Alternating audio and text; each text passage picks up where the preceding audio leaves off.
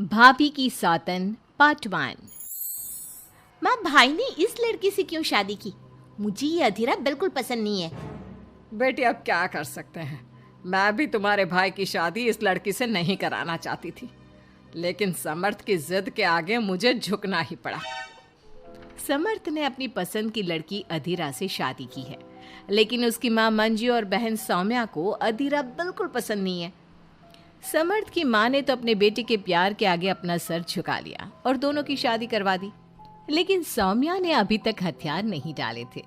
वो अभी भी अपनी भाभी को घर से निकालने की हर मुमकिन कोशिश कर रही है। बहू, ओ बहू, आज चाय मिलेगी या नहीं? लाई माँ जी। एक तो समर्थ भी न जाने कहां से इस लड़की को पकड़ कर ले आया है। हर काम ऐसे करती है मानो हाथों में मेहंदी लगी हो। लीजिए माँ जी चाय। अच्छा तो ले आई तू चाय। मुझे तो लगा था कि तू सुबह की चाय दोपहर के खाने के बाद देगी। माँ जी, दूध वाला लेट आया था, इसलिए चाय बनाने में लेट हो गई। इतने में सौम्या वहां आ जाती है। माँ, मैं अपनी सहेली देविका से मिलने जा रही हूँ, शाम को आऊंगी।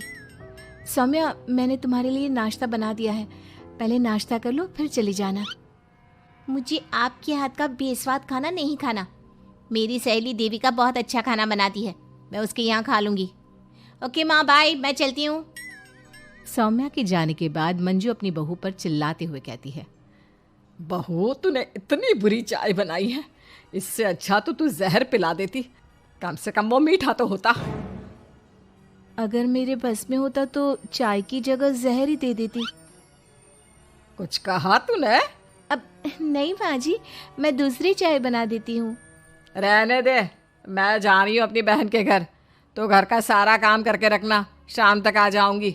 और हाँ, रात के खाने में कुछ अच्छा बना लेना। मंजू अधीरा पर हुक्म चलाकर चली जाती है। अधीरा बड़बड़ाती हुई किचन में जा रही होती है कि तभी समर्थ वहां आ जाता है। अधीरा, नाश्ता लाओ जल्दी से, ऑफिस के लिए देर हो रही है। क्या करोगे नाश्ता करके? किसी को भी मेरे हाथ से बना खाना पसंद नहीं आता, आप भी बाहर ही कर लेना नाश्ता। लगता है माँ और सौम्या ने फिर तुमसे कुछ कहा है, तभी तुम्हारा मूड इतना खराब है। तुम माँ और सौम्या की बातों का बुरा मत माना करो। मैंने माँ के खिलाफ जाकर शादी की है ना, इसलिए वो तुमसे कुछ उखड़ी उखड़ी रहती है।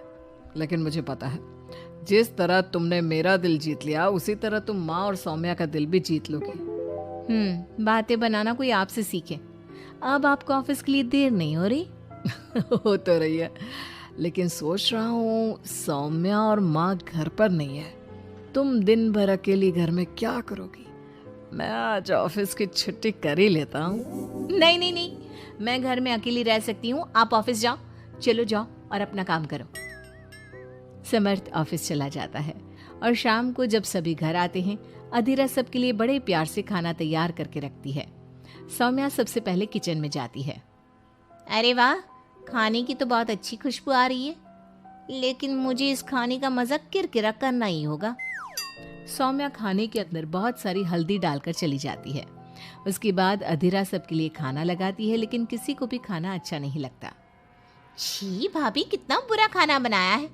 इससे अच्छा तो आप हमें मना ही कर देती कि आप खाना बनाएंगी ही नहीं, तो हम बाहर से ही कुछ अच्छा खाकर आ जाते। कम से कम हमारे मुंह का स्वाद तो नहीं बिगड़ता। बहू, तूने हम सबको सुबह बिना खाना खाए निकाल दिया, और अब भी हमें बिना खाना खाए सोना पड़ेगा। क्या करती हो अधीरा? तुम्हें खाना बनाना भी नहीं आता क्या? दिमाग खराब कर दिया। समर्थ गुस्से में वहां से चला जाता है। उसके पीछे पीछे सौम्या भी जाती है। भैया, हमने आपसे कितना मना किया था कि इस लड़की से शादी मत करो मत करो, लेकिन आपने हमारी एक नहीं सुनी। आप मेरी सहेली देविका को तो जानती हो ना, सुंदर होने के साथ साथ हर काम में माहिर है। सौम्या देखो, मैं वैसे ही परेशान हूँ, तुम मुझे और परेशान मत करो, जाओ यहाँ से। सौम्या ने समर्थ के दिल में अधीरा के लिए नफरत डालने की कोशिश की। अगली सुबह अधीरा जल्दी सोकर उठी और सबके लिए नाश्ता बना लिया, लेकिन समर्थ बिना कुछ खाए ही ऑफिस के लिए निकल गया। सौम्या भी ये सब नोटिस कर रही थी। उसने देविका को घर पर बुला लिया। देविका, आज भैया बहुत गुस्से में है, आज तुम ऐसा खाना बनाओ कि भैया उस अधीरा की तारीफ करना भूल जाए। सौम्या, तुम ये सब क्या कर रही हो? तुम्हारा भाई शादीशुदा है, वो कभी मुझसे शादी करने के लिए तैयार नहीं होगा। लेकिन तुम तो भाई से पहले से ही प्यार करती थी ना। हाँ करती थी, लेकिन ये उन दिनों की बात है ना। चुप रहो तुम। अगर तुम्हें भैया को पाना है तो तुम्हें वही करना होगा जो मैं कहूंगी। सौम्या ने जैसा जैसा कहा देविका ने वैसा ही किया। देविका ने बहुत ही स्वादिष्ट खाना बनाया। शाम को सभी लोग इकट्ठा हुए और सबने एक साथ मिलकर खाना खाया।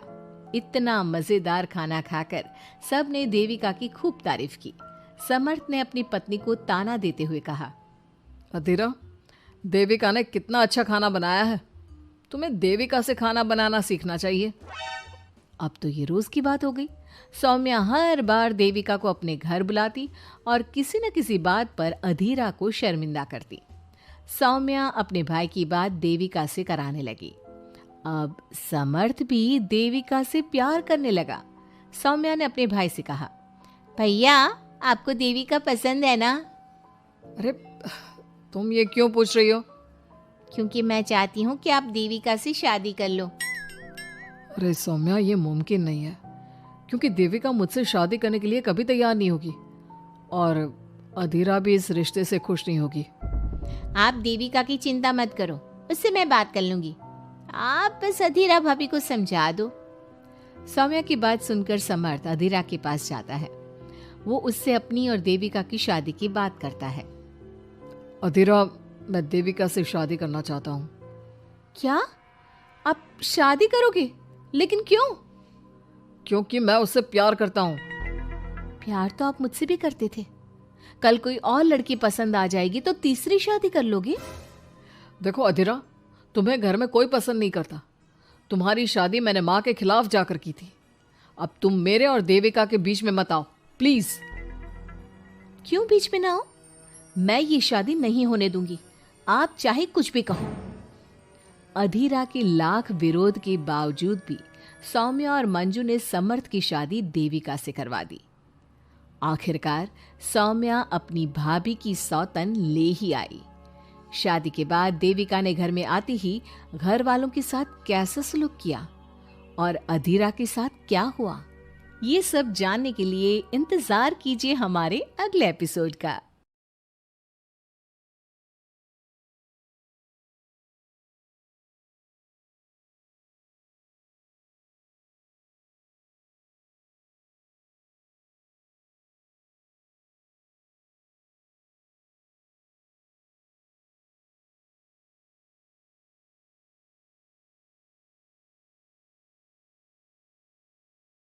भागी हुई बहू। नेहा और मयंक एक दूसरे से प्यार करते थे। दोनों के परिवार शादी के खिलाफ थे, तो दोनों ने भागकर शादी करने का फैसला किया और फिर दोनों ने कोर्ट में शादी कर ली। माँ, मैंने नेहा से शादी कर ली है। शादी कर ली है? कहाँ? कैसे? हमने तो देखी नहीं शादी। माँ, हम लोगों ने भागकर शादी की है।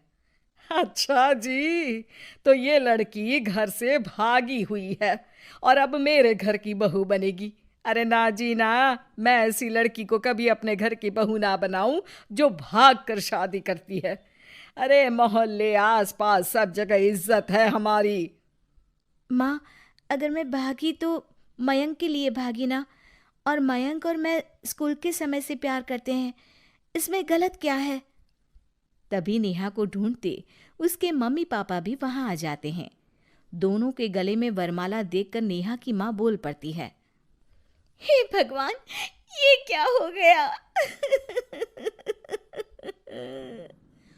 वो जोर जोर से रोने लगती है। नेहा, तेरे लिए हमने इतना अच्छा रिश्ता पक्का किया था। मयंक में क्या है? अरे ना तो कमाता है, ऊपर से नशा भी करता है। अरे क्यों शादी की तूने इससे? तू तो हमारी इकलौती बेटी है बेटा। अरे देखिए बहन जी, मेरे बेटे के लिए कुछ कहने की जरूरत नहीं है। हाँ, हम नहीं आए थे आपकी बेटी का हाथ मांगने। अरे कुछ नहीं करता तो कोई भूखे नहीं मार देंगे आपकी बेटी को। देखिए कितना बड़ा घर है हमारा, और भगवान की दुआ से दूध दही की नदियाँ बहती हैं।